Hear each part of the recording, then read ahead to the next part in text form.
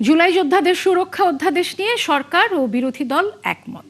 সোমবার সংসদ অধিবেশনে স্বরাষ্ট্রমন্ত্রী আরও জানান, অধ্যাদেশটি সংসদে বিল আকারে সর্বসম্মতিক্রমে পাশ করা হবে। আর পুলিশ হত্যার বিচার প্রসঙ্গে তিনি বলেন, যুদ্ধের ময়দানেই তা ফয়সালা হয়ে গেছে। এদিকে পররাষ্ট্র প্রতিমন্ত্রী শামা ওবায়দ জানান, মধ্যপ্রাচ্যের বাইরে বিকল্প বিভিন্ন উৎস থেকে জ্বালানি সংগ্রহে নজর দিচ্ছে সরকার। আরও জানাচ্ছেন মোহাম্মদ হোসাইন। কার্যসূচি অনুযায়ী এখন ত্রয়োদশ জাতীয় সংসদের প্রথম অধিবেশনের চতুর্থ দিন ডেপুটি স্পিকার কায়সার কামালের সভাপতিত্বে প্রশ্নোত্তর পর্বের মধ্য দিয়ে শুরু হয় অধিবেশন। জাতীয় সংসদের আসন নম্বর 139।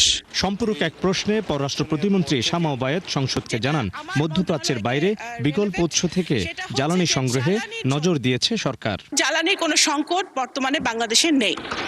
আচ্ছা, দ্বিতীয় কথা হচ্ছে জ্বালানির যাতে একাধিক সোর্স থেকে আমরা সরবরাহ করতে পারি, সেই জন্য ইতিমধ্যেই মাননীয় প্রধানমন্ত্রী একাধিকবার আমাদের সাথে বসেছেন।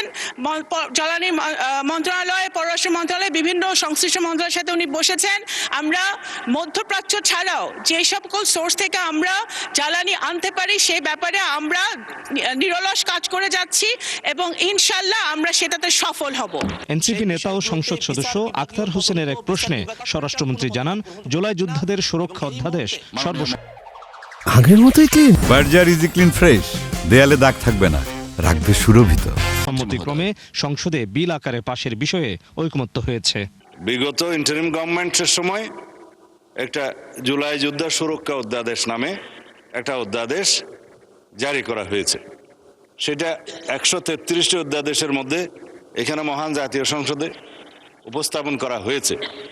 আমাদের যে বিশেষ কমিটি গঠন করা হয়েছে সংসদীয়, এই অধ্যাদেশগুলো পরীক্ষা নিরীক্ষা করে রিপোর্ট প্রদানের জন্য আগামী 2 তারিখে সেখানে আমরা আলোচনা করেছি এবং সুখের বিষয় সর্বসম্মতিক্রমে আমরা এই জুলাই যোদ্ধা সুরক্ষা অধ্যাদেশটা পার্লামেন্টে বিল আকারে উপস্থাপন করে পাশ করার বিষয়ে একমত হয়েছে। ইনশাআল্লাহ এই দেশে সকল গুম, খুন, হত্যাকাণ্ড এবং গণহত্যার বিচার হবেই। আর জুলাই আন্দোলনে পুলিশ হত্যা প্রসঙ্গে আবারও সরকারের অবস্থান স্পষ্ট করেন তিনি। গণ অভ্যুত্থানের সময় রাজপথে অভ্যুত্থানকারী আন্দোলনকারীদের বিরুদ্ধে যারা হানাদার বাহিনীর মতো ঝাঁপিয়ে পড়ে হত্যাযজ্ঞ চালিয়েছে, ম্যাসাকার করেছে, গণহত্যা করেছে, তারা জনতার প্রতিরোধের মুখে কেউ কেউ হয়তো প্রাণ হারিয়েছে, কেউ কেউ আহত হয়েছে, কিন্তু সেটা যুদ্ধের ময়দানে ফয়সালা হয়ে গেছে। হুঁশিয়ারি দেন, দেশে আর কোনো মব কালচারকে প্রশ্রয় দেবে না সরকার। বাংলাদেশে কোনো রকমের মব কালচার আর থাকবে না। মোহাম্মদ হোসাইন, 71, ঢাকা। দর্শক, ত্রয়োদশ জাতীয় সংসদ অধিবেশন চলছে, আমরা সরাসরি যুক্ত হচ্ছি সেখানে। রক্ষা করতে পারে নাই মাননীয় স্পিকার, আমি 350 মামলা নিয়ে 7 মাসের ব্যবধানে আপনিও আমার 2-1টা মামলাতে আপনি আমাকে সহযোগিতা করেছেন, সেটা এই সুযোগে ধন্যবাদ জানাতে চাই। আমার 350 মামলা জামিন করতে 7 মাস সময় লেগেছে, আমার বের হতে সময় লেগেছে 4.5 বছর। আমি সেই 4.5 বছরে 3 বার রিয়ারেস্ট হয়ে 2 বার গুম হয়েছি। আমি তখন ডিজিএফআই, এনএসআই, ডিবিএসবির কাছে জানতে চেয়েছিলাম, আমার সামনে দিয়ে বড় বড় নেতারা বের হয়ে যাচ্ছে, আমার অপরাধটা কি? তখন বলেছিল, তারা হুমকি না, হুমকি হচ্ছেন আপনারা। আমাদেরকে যখন শেখ হাসিনার শেষ সরকার নিষিদ্ধ করেছিল, তখন তারা 14 দল মিটিং করে বলেছিল, এই জামাত শিবিরই হচ্ছে সবচেয়ে বড় সমস্যা, তাদেরকে নিষিদ্ধ করলে এই আন্দোলন থেমে যাবে। আজ একটা কথা পরিষ্কার বলতে চাই, এই গণবিপ্লব নিয়ে আমাদের মাথা ব্যথার মূল কারণ হচ্ছে এখানেই। শেখ হাসিনা আমাদেরকে যথার্থ টার্গেটটা করেছিল, সেই টার্গেটের মূল লক্ষ্য ছিলাম আমরা। আমাদেরকে বলা হয়েছিল, একটা গুলি করলে একটা সরে বাকিগুলো লড়ে না, সেই লড়ে না লোকগুলো ছিলাম আমরা মাননীয় স্পিকার, যার কারণে আমাদেরকে তারা ভয় পায়।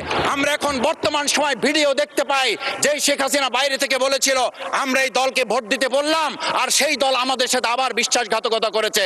আমরা সেই শেখ হাসিনার বক্তব্য শোনার পর আমরা কাউকে আজকে এখানে বলতে শুনে নাই শেখ হাসিনার ওই বক্তব্য সঠিক নয়। এই মানুষ প্রতারিত হয়েছে, বেইমানি করা হয়েছে। আবার যদি গণভোট, জুলাই সনদ নিয়ে এই জাতির সাথে প্রতারণা করা হয়, তাহলে মূল্য দিতে হবে শুধু নয়, আবার আমাদেরকে 17 বছরের সেই জেল জুলুম, নিপীড়ন, গুম খুনের জায়গায় আমাদেরকে ফিরে যেতে হবে। আমি মনে করি পরিষ্কার বক্তব্য, গণভোটের প্রতি সমর্থন না জানিয়ে জুলাই সনদকে যদি আজকে ইগনোর করা হয়, তাহলে আমাদেরকে কিন্তু আবার সেই গুম খুনের আয়নাঘরের দিকে আমাদেরকে ধাবিত করা হবে। দর্শক, সরাসরি দেখছিলেন ত্রয়োদশ জাতীয় সংসদ অধিবেশন।